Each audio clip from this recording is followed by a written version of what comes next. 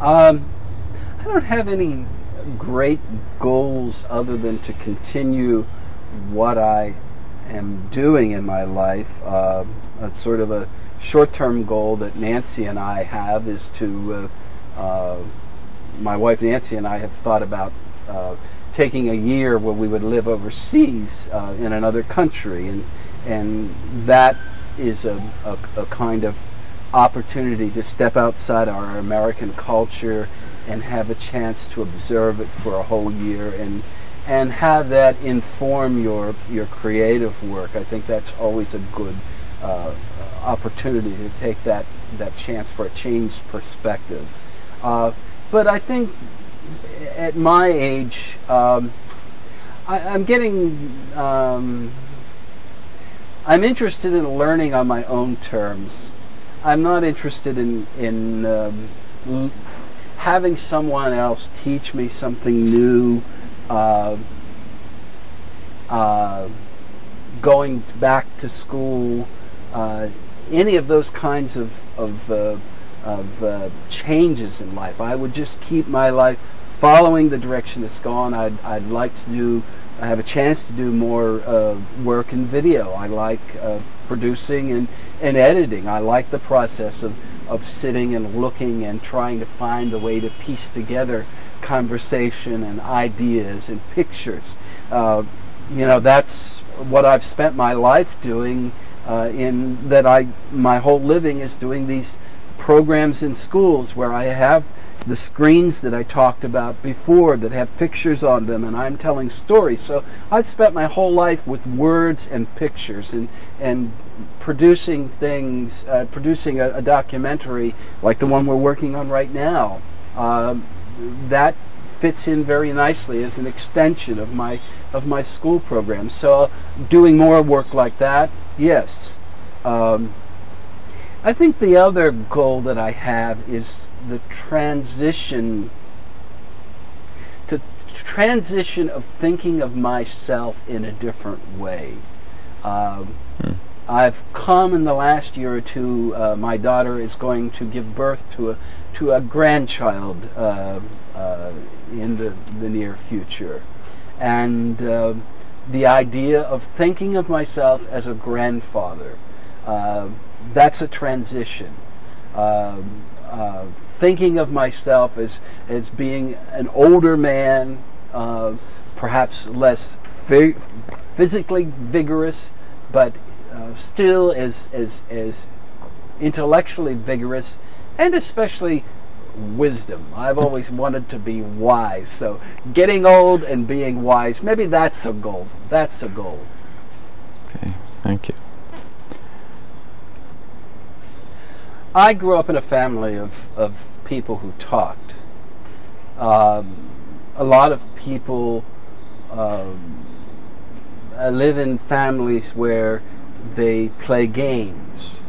Obviously today people watch television, watch videos. In my family, for entertainment, people talked. They went to my grandmother's house, and in my grandmother's house, the women sat in the kitchen and they talked about babies and about sex and about who was with who and who was not with who. It was all of this kind of personal family relationships. In the front room of my grandmother's house, they talked sports and hunting and fishing, and a little bit of politics, but mainly sports and hunting and fishing. And so as a child, I went back and forth between these two worlds of women and men, because they were separate worlds at that time. And it was always the importance of communication, of people talking and telling stories. I remember as a child, I always liked to lie under the coffee table in the living room, not in my grandparents' house, but our house, when people would come to visit. And people would be talking, adults would be talking. I could go to sleep for a little while, wake up, listen a little more, then go back to sleep again. And so hearing language, talking, telling stories, sharing ideas and feelings and emotions, that was the essence of who my family was. And I suppose religion was the other main focus, that church and involvement in the community of the church was a central part of who we were. So much so that when we went on vacation in the summer, we went on vacation with a group of people from our church, with the minister of the church actually being part of the group of vacationing people. And we went fishing every summer up in Canada. And so,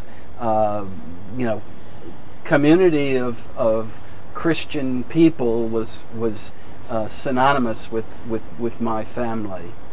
So that was another strong aspect of who we were. And we were working class people. We were not intellectual people because I couldn't read very well. I never read a book until I was 17 years old. I just never had any interest in reading. I suppose because of the difficulty in school, I just didn't read. And at age 17, that was the first time I sat down and read a novel. Even at that, it was never enjoyable. I've never in my whole life sat down and gotten lost in a story, in a novel, where people say, "Oh, I sat down and started to read and it was 3 hours later." That's never happened with me with a book. Reading is always difficult. It's always a concentration to do it. I mean, I do read all the time, but it's work. It's not entertainment. It's not play. How does that play into your... Religious music was the only kind of music that we had. When I was a small child, there was a piano in my one grandmother's house, and several people played. My one aunt played, my mother played a little, and my sister played a little. And so people would, at night, at my grandmother Gray's house, gather around that piano, and they would sing hymns, the Old Rugged Cross, In the Garden Alone. All of these old hymns that to me they just quiver an energy inside my soul when I hear them, even though most people have no interest in them today. So it was singing in the family around the piano, but it was also the main aspect of church on Sunday that the congregation participated in, had a chance to be part of. So singing hymns, everyone stood up. We had in the Presbyterian church, I think 3 you stood and 1 you sat down. And I always tried to figure out, why do you sit down with one hymn and stand up with another? I still don't know to this day why that was. But that's the way it was. And so singing of hymns was important. As a kid, as I grew up, I didn't hum Elvis Presley songs. I hummed hymns. And so that is the essence of my soul in terms of music. It's the kind of music, not the only kind of music, but one of the main kinds of music that stir my soul.